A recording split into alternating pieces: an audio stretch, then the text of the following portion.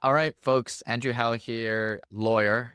So, one of Andrew's claim to fame that we've had a lot of good feedback from our clients working with Andrew is really sitting down. He does all the tax, estate stuff, but really sitting down with the client and kind of formulating the family plan, which goes part of the trust, right? If you don't know what I'm talking about, these are like what ages does my kids get my money, right? Half of it at 35, the next half here, like those types of things to think of that maybe you guys should be thinking of before you start the living trust discussion, which, by the way, if you've listened to the last podcast we had with Andrew on here, all y'all should have one of these things right now, as soon as possible, like yesterday. Okay, so Andrew, let's set the table, man. A client comes into the office, right, and say, all right, I want a living trust. Like, where do you start off with first? I guess maybe walk us through, other than pleasantries, but like, where do you start off with first with them? Yeah, thanks for the question. Thanks for having me, Lane. After doing this for 24 years, that's all I've ever done, tax and estate planning work. Getting up in the morning and drafting a new will for a client doesn't sort of put a real spring in my step. But talking about this growing urgency of clients of wanting to be more purposeful with what happens with their assets, most estate plans, even that I still see today, even if it's been done, which most people don't do their estate planning at all, only 30% of the population does it. But even though those plans that have been done basically state that if mom and dad die, we're going to divide the assets up. We're going to hold it in trust, let's say, for the benefit of the kids until they reach the age, like you said, of 35 or 30 or whatever. And then we're going to distribute it out. I don't do that. And I don't believe in that for a couple of objective reasons. And then one subjective reason, which is what you were referring to and led into the question. Yeah, that's the standard American diet, right? Eating Cheerios for breakfast and 80% carbs and all that stuff. And Well, perhaps, it's a generational shift in thinking. A lot of estate planning and financial planning in general grew up after the Great Depression. And if you go back a couple of generations, my grandparents, the greatest generation, they lived through an economic time that is unlike we've ever seen. We lived through the Great Recession and we were all unhappy. They lived through the Great Depression. They weren't eating. And my grandpa had this phrase he always said that I loved, which is money isn't everything, but it sure quiets the nerves. And if you're standing in a soup line, not knowing where you're going to feed your family, that's not very safe. So they come out of that Great Depression and they start having some money in the bank. That feels safe. And we as humans, we're always searching out safety and comfort. So that's where planning came about. Said, okay, what we think our clients want is we want to bundle up the most amount of money as tax-free as we possibly can, and then we're going to dump it onto the next generation. So you have the next generation come along, the baby boomers, who arguably lived through the most affluent time in American history. 36 trillion in debt. That generation did a whole lot of spending, but it also allowed them to think differently. Their priorities changed, and you had things like the 60s and social change. And then you get to our generation who are now in charge of things, right? We run the companies. We're sometimes the oldest in the family. We don't want to just create trust fund babies, right? In our book in 2015 called Entrusted: Building a Legacy That Lasts, that goes into this deeper and what we see families do to successfully navigate this, transfer assets from one generation to the next without it being gone in three. The shirt sleeves in three generations. I heard a great phrase the other day, which is parents ought to really focus on not raising their children to be waiters. And I'm not talking about the food service industry. What I'm saying here is you don't want your kids' retirement to plan be waiting for you to die, right? You want to have that self-sufficiency. And I think our generation is saying we understand the value of money. It lets us do what we want to do. It's not good or bad. It just is. But we also recognize what unharnessed wealth can create. So getting back to your question, when I I meet will with a say, like client, on our last podcast, you had given a kind of a esoteric example of a farmer who has all this land and the kids aren't able to maximize or use the land, right? It goes hand in with this. And something I've been thinking about lately is you have assets, just like a farmer has land. All your assets, you should be able to work it, just like you work the land. Bitcoin, you can stake it. Money, you can lend it out. A house, you can rent that out. You could even stake your stocks if you have a good banker relationship, right? Like assets are meant to work. Yeah, like you said. it's a great point. There's really four erosive effects to generational wealth. And the effects are this. Number one, the division of the estate, right? You take a husband and wife and they're worth $100 million and they have four children who have four children who have four children. By the time the money gets down to the great grandchild, just from division alone, everybody's getting 1.5 million. And you just can't do with 1.5 million what you can with 100 million. Right? Wealthy families do not break up family businesses. The Rockefellers, the Rothschilds, they keep and concentrate that wealth that has more power. You get into better deals, you get better interest rates, you have more bargaining power. Keep the assets together. The second erosive effect are estate taxes, right? We talked about this before, but if every generation is having to take a 55% haircut or Bernie Sanders 77% haircut, that wealth goes away. The third erosive effect are creditors, right? My trust, when something happens to my wife and myself, never goes outright to my kids. Not because I don't like my kids. I love my kids. And the future, I think, is bright. Now they're 20, 17, and 15, so they don't always make the best decisions, but I think they got brains somewhere in their heads. And I hope at some point in time, I'll allow them to control what I might leave them, but not yet.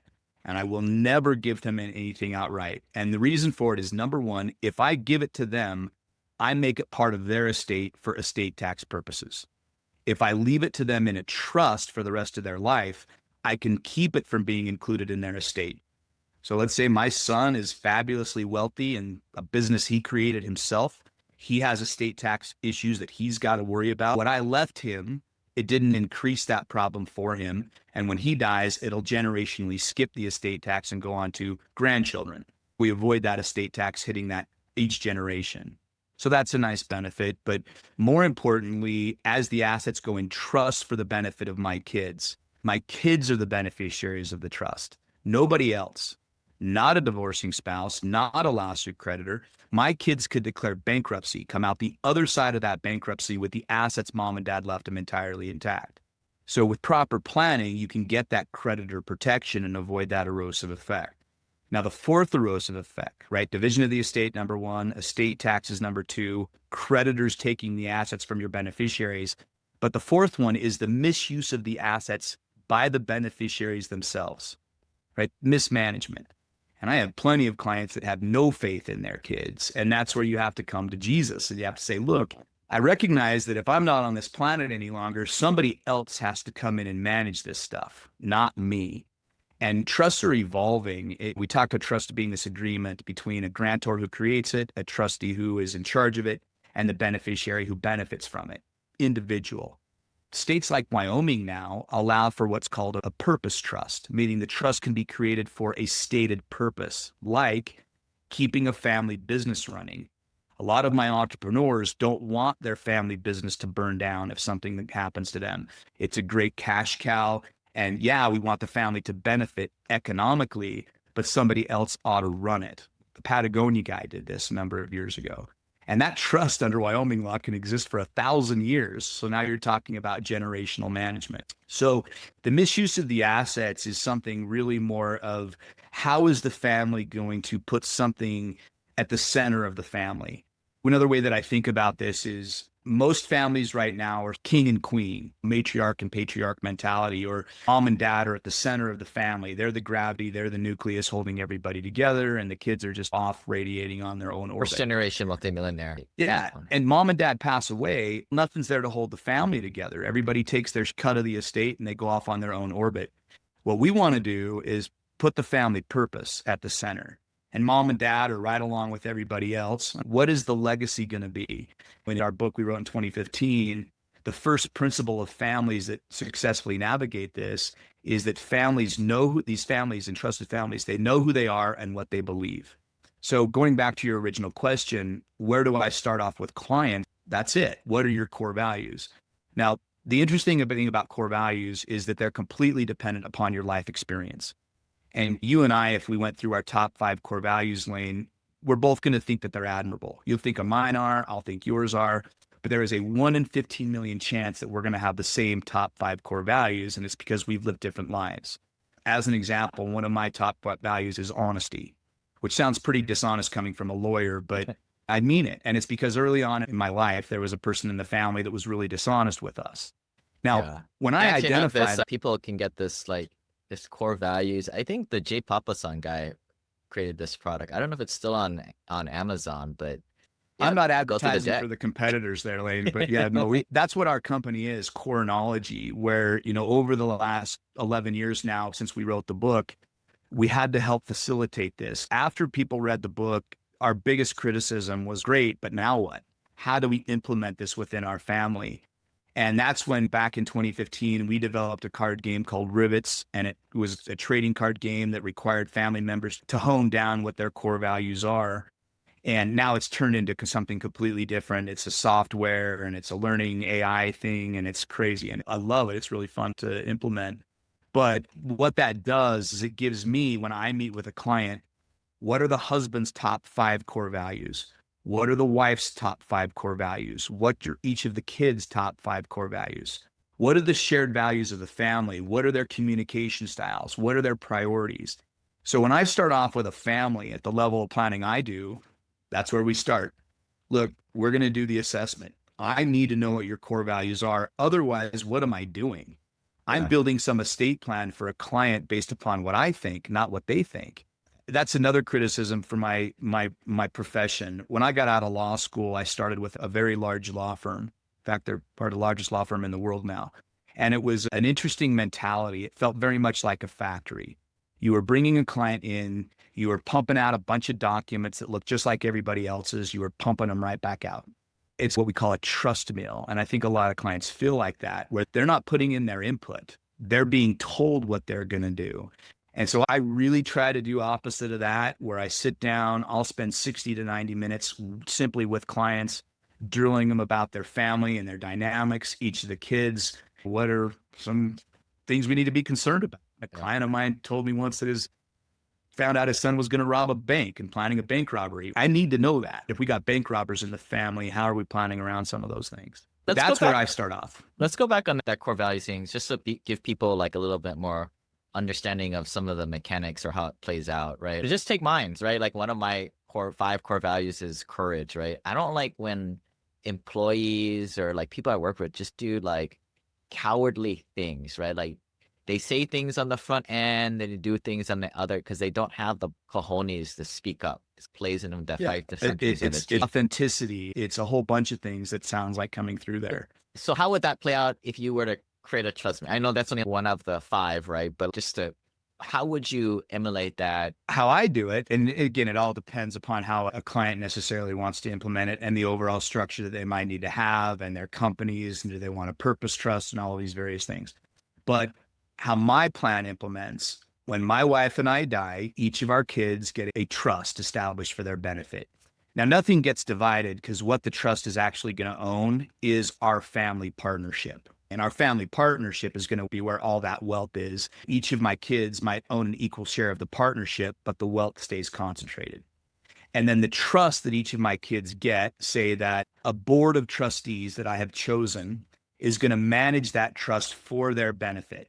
Health, education, maintenance, support, what the standard bracket would be, but also in line with what my Corenology report says. It's a 50-page report, what my 5 values are, what my wife's are, what the kids are, what the families are.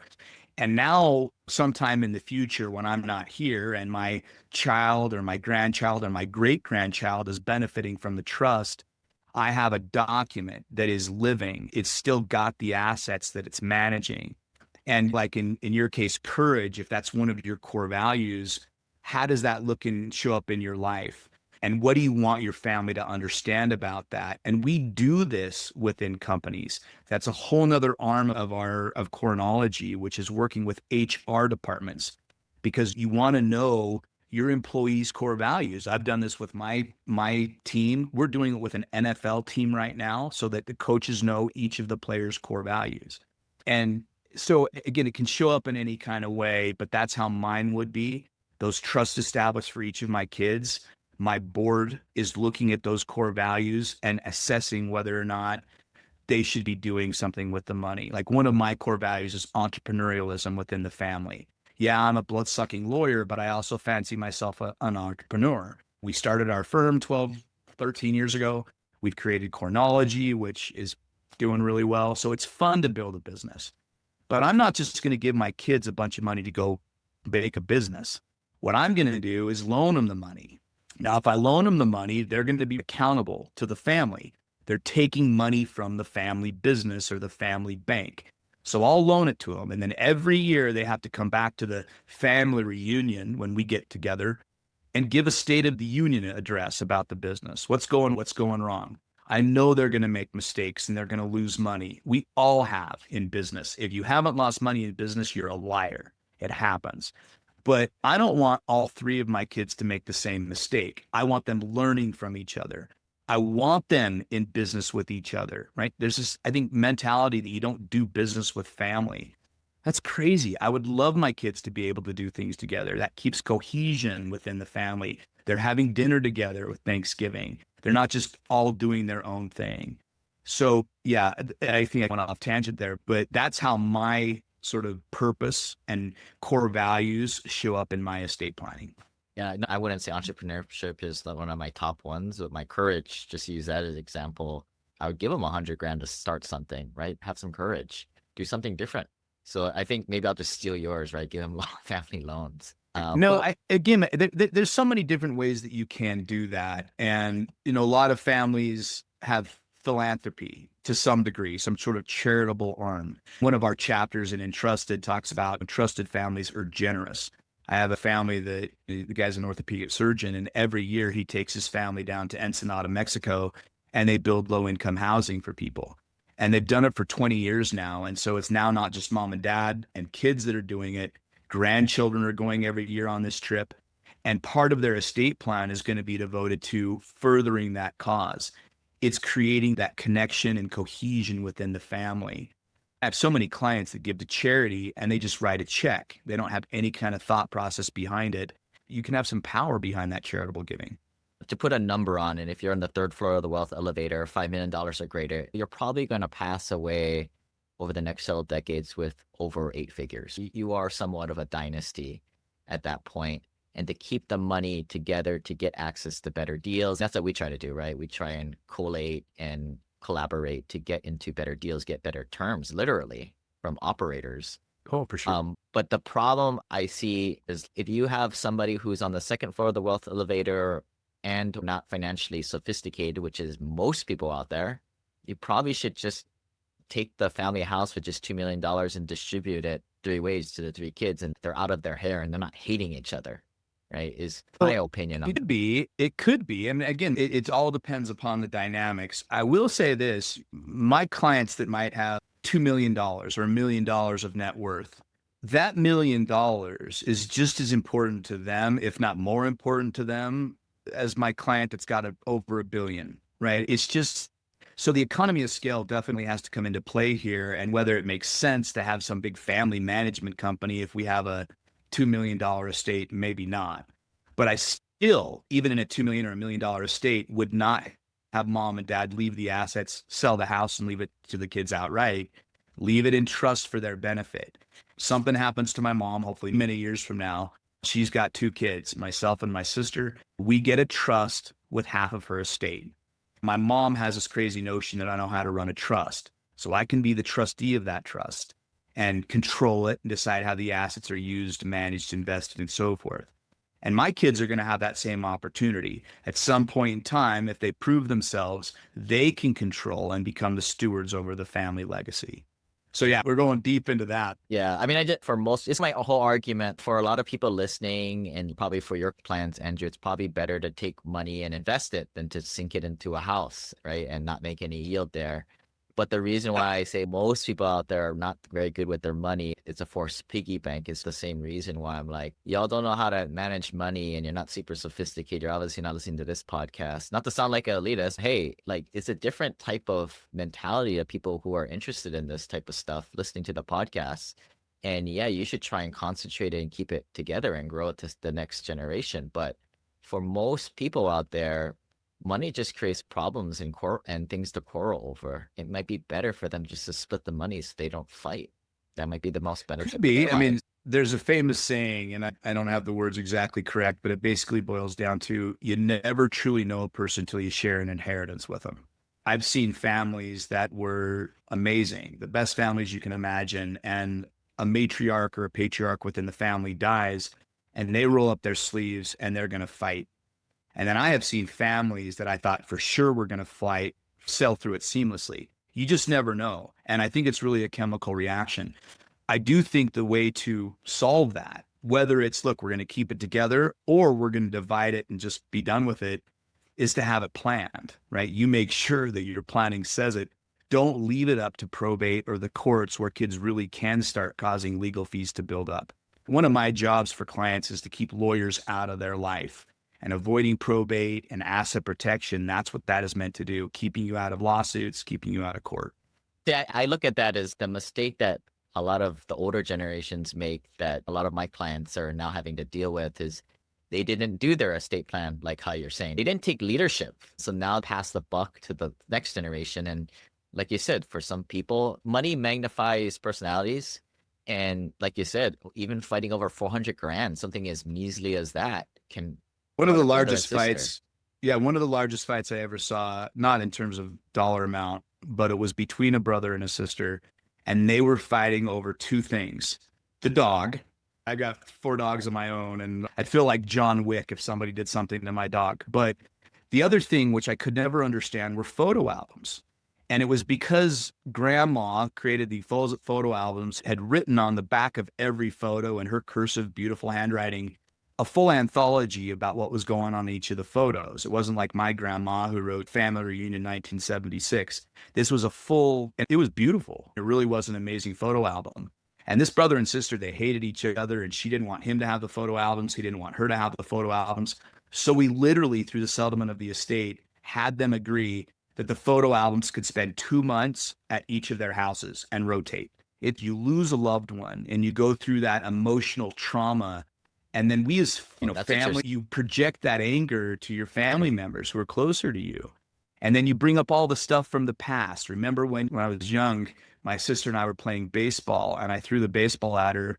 She failed to catch it, but it hit her right in the nose and it broke her nose. And to this day, she's still upset at me that when I was 8 years old, I broke her nose. That kind of stuff comes out. Mom and dad pass away, and why do you get mom's engagement ring and I don't? Having your stuff planned out helps to solve those quarrels. I've grown to understand that when people go through emotional things, they're not as quite as a cyborg like myself. So they got to get angry. They got to do their fact finding. They got to go through depression, acceptance. And It's then all we the can talk stages of about, grief. yeah, It's everything that I experience when I go golfing. You hit the ball and you can't believe you don't accept the fact that you could hit that bad of a shot. That's the same thing. You lose a loved one. I can't believe they're gone. You go through these stages of depression and grief. yeah. All right. Yeah. So So on that happy note, yeah, on that happy note, if you guys need a trust, give Andrew a call. We can connect you. Sometimes I think people are just like, Andrew, I don't know. Hey, give me the chef special. Give me the omakase here. You've done this a lot. Interview me, talk to me, see if get into that analyze me a little for bit. the first 60 minutes of any meeting I have with a client, or for that matter, any attorney in our estate planning section of our firm, it's asking questions. Who are they? What are their goals? Tell me about the kids. And then once I've heard what their goals are, I'll have a pretty good blueprint of what they need to do to accomplish that. And again, I'm going to be taking account all of the things that we've discussed, their net worth, which probably comes as one of my last determinations. Who are their kids? What kind of risk factors do they have in their life? Where do you live? In my case, I live in Utah. That's why my wife and I have separate property or separate trusts.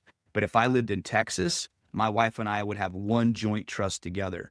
So there's all of these factors that have to come in, and you've got to learn about the client, and then you can craft it. And all these tools, these trusts and everything are just on the workbench, and I've got to know which one to pull off to understand what I'm accomplishing.